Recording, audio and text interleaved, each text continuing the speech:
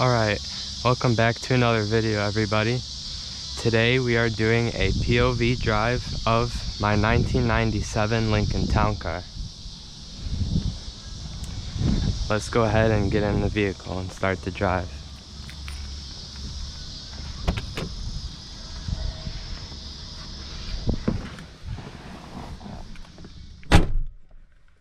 If you guys haven't watched the full in-depth review on my channel, I highly recommend watching that video first. I'll link it in the description so you guys can watch that. Without further ado, let's start the car and get on with this drive.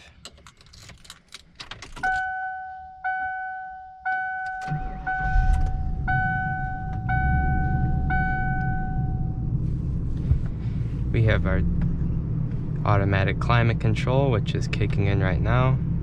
I'm gonna put it on a low level so that it doesn't be too loud for you guys.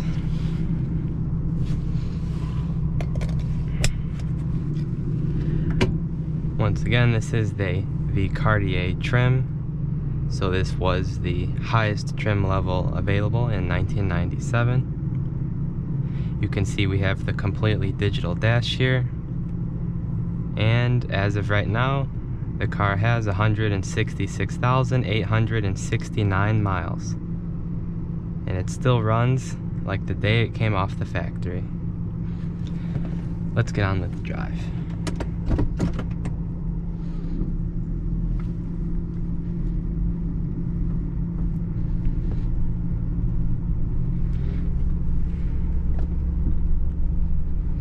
Now this car does have the 4.6 liter V8 paired to a 4-speed automatic transmission with overdrive, of course. This engine makes 210 horsepower and 275 foot-pounds of torque. Now I wouldn't say it's a fast car by any means, but it's definitely not slow for its size and weight, being about 4,200 pounds with a tank of fuel and a passenger.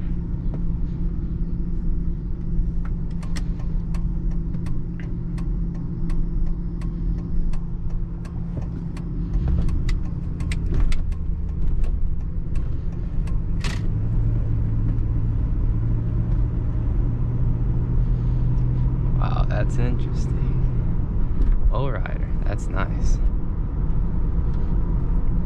A lot of people actually turn these town cars into lowriders as well.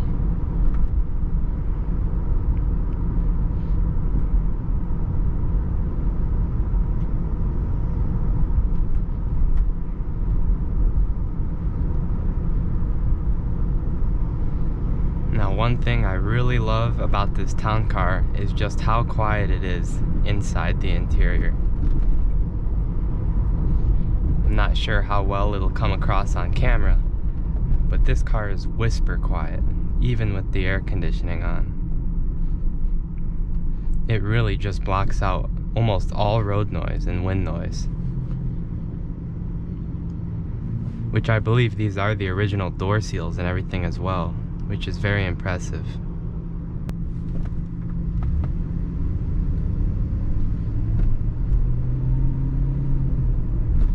Now, if you guys hear some squealing noises, that is because I do need rear brakes on this car. I haven't had time to install them yet, so if you hear that, that's why.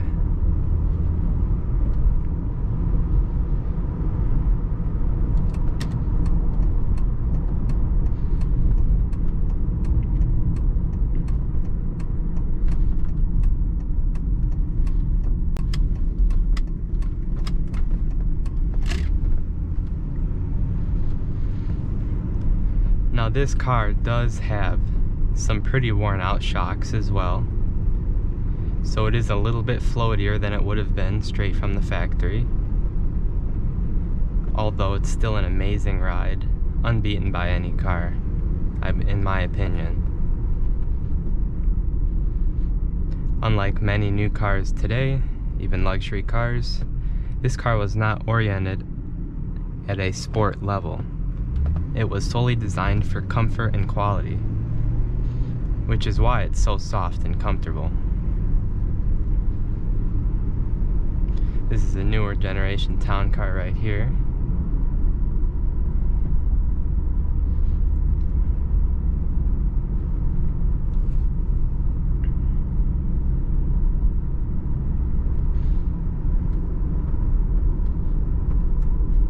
Now, if you guys notice, you do have to turn the steering wheel a lot to get this thing around corners. It has a very loose steering rack, you could say. It requires many rotations of the wheel to turn the actual wheels. However, you can adjust the strength of the steering right here.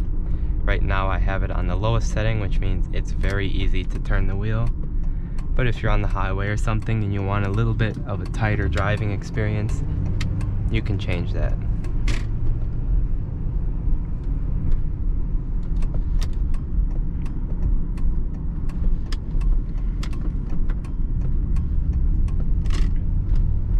Now, because this is the Cartier edition of the car, you do get four-wheel disc brakes all around, which is pretty nice. I believe some of the lower trims came with drums in the rear. Now, this road here has a lot of patches on it, which are pretty good bumps, and as you can tell, the car is just floating right over them. Now, being that this is a 90s Ford product, there are some creaks and rattles, mainly from the ashtray and other hard plastics.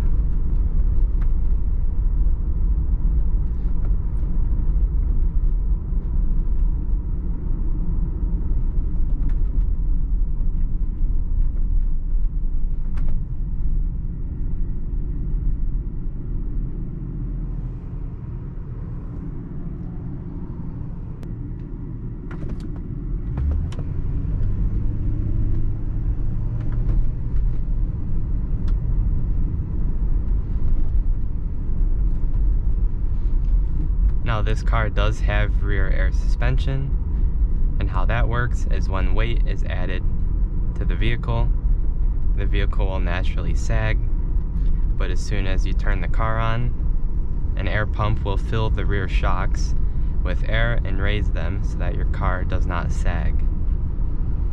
Now, the one downside to this is that with age, those airbags in the back will crack and then leak, and the car has no springs whatsoever in the rear. It's only riding on the airbags and shock absorbers, which means if your airbags do go bad, you can't drive the vehicle because it will literally be on the ground in the back. Now, you can convert these cars to coil springs for about $300, but luckily my air shocks are in great shape and work just as they should. The air ride suspension also helps the comfort of the vehicle because they do not bounce as much.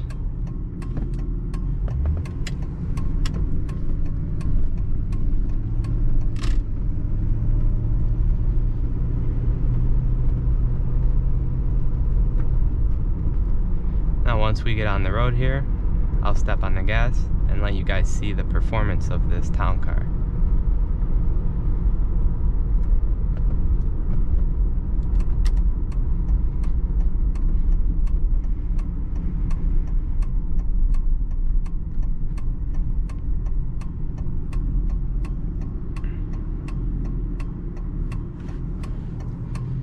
Now, there is a decent amount of play in the steering of this town car. I can't say for certain that that's something that would have happened from the factory, or because it's the fact that this car is 27 years old and most of the steering and suspension components are factory, but it's something I've gotten used to. If you notice me shifting the wheel back and forth, that's just me keeping it straight. There is about an inch of play in either side of the steering wheel. Now, the steering wheel on this car also is not perfectly straight, so if you see me driving the road with the wheel slightly turned to the left, that's why. That's actually my mistake. The last time I did an alignment on this car, I I didn't set the wheel straight, and that's why that happens. Alright, now we'll put the pedal to the floor and let you guys see the performance of this town car.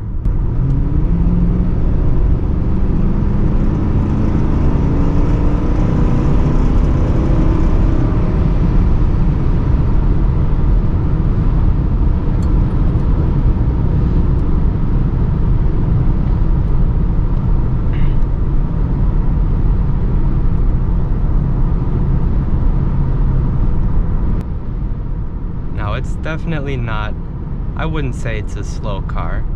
For what it is, it gets up and goes pretty well. It would be a little bit better. I do need to replace the spark plugs in this car. If you guys could hear that sort of scraping noise when I was flooring it, that is called pre-ignition, and that's mostly due to carbon buildup and the fact that my spark plugs are very worn. I actually have new ones and I'll be installing them soon. So the performance, I'm sure, would be a lot better if those were in good shape.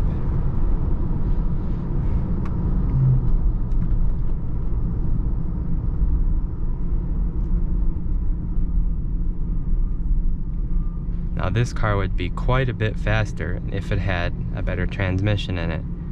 However, as this car was oriented as a luxury car and to be comfortable instead of fast, they put a pretty lazy 4-speed transmission in this car. Now it's a very durable and reliable transmission at that, which I would take over speed any day. But definitely with the tall gearing and only having 4 gears, definitely hurts the performance of this car.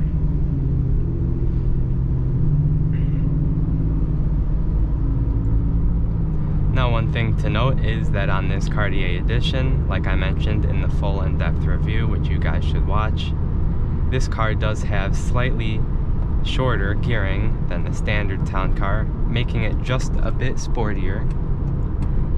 This car has a 3.08 rear gear in the rear differential, opposed to the 2.73 rear gearing in the other two town car trims, which is a decent step up, and I'm sure helps with the acceleration times.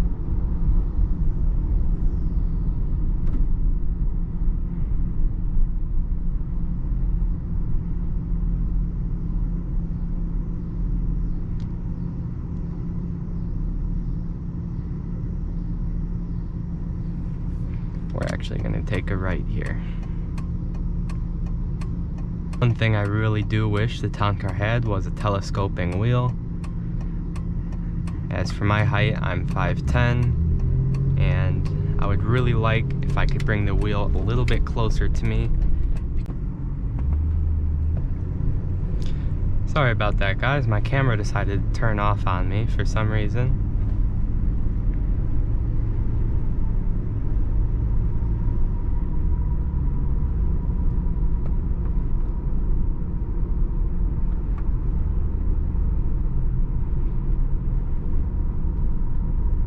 As I was saying though, I do wish the steering wheel telescoped. It does tilt up and down, but I feel like I could sit a little bit further back if the steering wheel did telescope. However, I know a lot of cars, even today, don't have telescoping wheels, so I can't blame this car too much for not having it 27 years ago.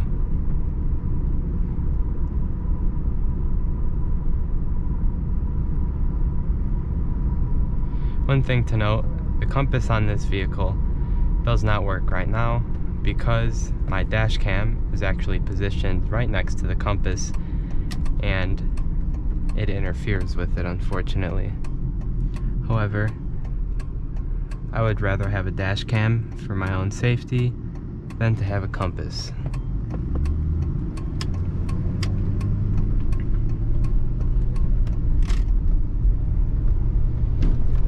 Now this road here is pretty bumpy, and there's also some good corners in here. So this will be a good test of the Lincoln Town Car's cornering and handling abilities.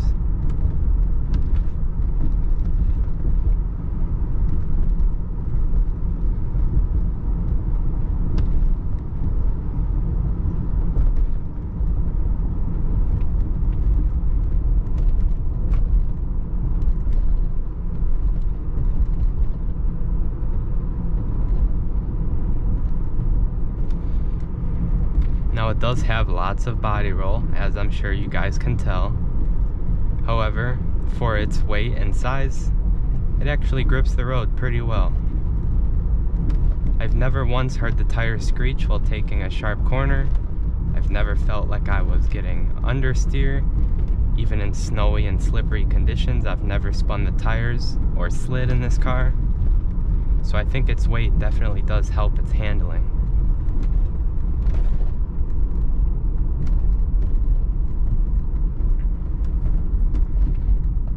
Now, like I said in the full in-depth review, the Cartier does have the Sport and Handling package, which supposedly adds some stiffer shocks and slightly sportier wheels. I'm not sure how much it actually helps, being it's only a very minor difference, but I'm sure it does something to help the handling abilities of this car.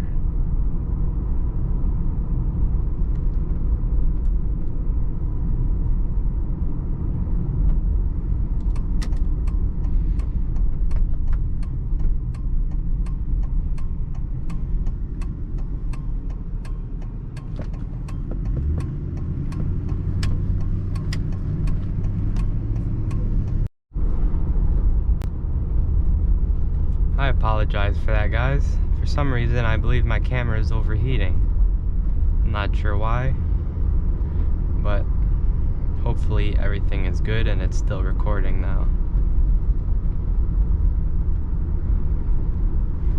Now, if anybody is looking for a town car or Grand Marquis or Ford Crown Victoria, basically any Panther platform vehicle, I would highly recommend any Panther platform vehicle as a first car, or just